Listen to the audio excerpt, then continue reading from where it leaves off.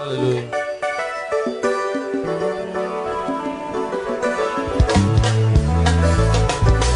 Parole d'espoir. Une production de l'Église baptiste du Plein Évangile. Émission d'évangélisation et d'édification. Présentation, Pasteur Ernest Aye-Touad. Salut à vous, fils du royaume, filles du royaume. Salut à vous, peuple du monde entier. Vous êtes à une émission dénommée Parole d'espoir. Parce que là, à la lumière de la parole de Dieu, nous établissons des vérités et nous donnons espoir à ceux qui ont perdu espoir. Aujourd'hui, nous allons parcourir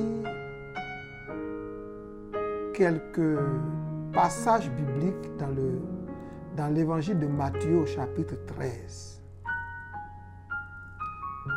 Dans ce chapitre que je traiterai en détail lorsque je traiterai les paraboles du royaume, Jésus s'est efforcé à faire comprendre à ses auditeurs, à ses contemporains et à nous aussi ce que c'est que le royaume de Dieu et quelles sont les valeurs du royaume de Dieu. Donc, il raconte d'abord la parabole du semeur. Et quand il explique cette parabole, il dit ceci. Matthieu chapitre 13, verset 19.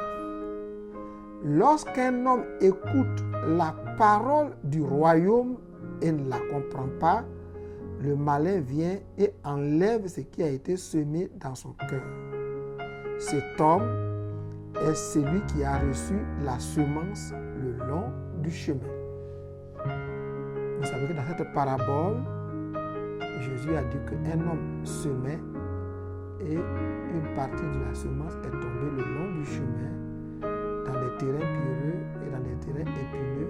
Sur ces trois terrains, la parole n'a pas porté de fruits, mais la bonne terre, dans la bonne terre, elle a porté du fruit. Donc quand il explique, il dit que les terres dans la parabole correspondent à des individus. Mais ce n'est pas là la parabole que nous voulons étudier. Je mets seulement l'accent sur le fait que la graine qui a été semée dans la parabole, l'explication dit que c'est la parole du royaume. Jésus aurait pu dire la parole de Dieu. Mais parlant même de la parole de Dieu, il a choisi de l'appeler parole du royaume. Parce que cette parole, quand elle est semée dans le cœur, elle produit la vie du royaume et les valeurs du royaume. On en parlera une autre fois. Après, dans cette parabole, il raconte la parabole de l'ivraie. Et il dit, verset 24 de Matthieu chapitre 13, il leur proposa une autre parabole et dit, le royaume des cieux est semblable à un homme qui a semé une bonne semence dans son champ. Mais pendant que les gens dormaient, son ennemi vint, sema l'ivraie parmi le blé et s'en alla. Lorsque l'herbe eut poussé et donné du fruit, l'ivraie parut aussi. Les serviteurs du maître de la maison vinrent lui dire, Seigneur, n'as-tu pas semé une bonne semence dans ton champ? D'où vient donc qu'il y a de l'ivraie? Il leur répondit, c'est un ennemi qui a fait cela. Et les serviteurs lui dirent, veux-tu que nous allions l'arracher? Non, dit-il, de peur qu'en arrachant l'ivraie, vous ne déraciniez en même temps le blé. Laissez croître ensemble l'un et l'autre jusqu'à la moisson. Ce qui nous intéresse, c'est laisser croître et l'autre jusqu'à la moisson. Et quand il donne l'explication de la parabole,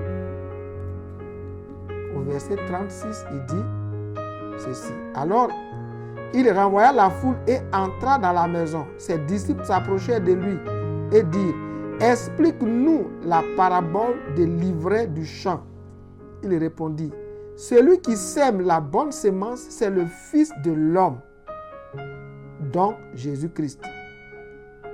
Le champ, verset 38, c'est le monde. La bonne semence, ce sont les fils du royaume. » C'est pourquoi j'aime employer ce terme-là quand je parle des fils de Dieu. Je les appelle les fils du royaume. L'ivraie, ce sont les fils du malin. Et l'ennemi qui l'a semé, c'est le diable. La moisson, c'est la fin du monde. Donc, par cette parabole, Jésus nous dit que le champ, c'est le monde dans lequel nous vivons, l'ensemble des territoires du monde, l'ensemble des pays du monde, l'ensemble des continents. Et dans le monde, il distingue deux groupes de personnes. Les fils du royaume, symbolisés par la bonne semence, et les fils du malin, symbolisés dans la parabole par l'ivraie. Lorsque vous voyagez par la route, tous les roseaux que vous voyez le long du chemin,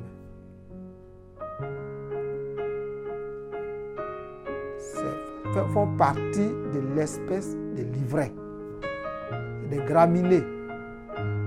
Leurs feuilles ressemblent à des feuilles de maïs, à des feuilles de riz, à des feuilles de blé.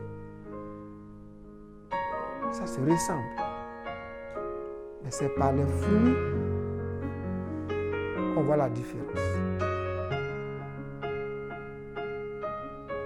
Et donc, quand les ouvriers proposent au chef, au propriétaire, d'arracher l'ivraie, il dit non.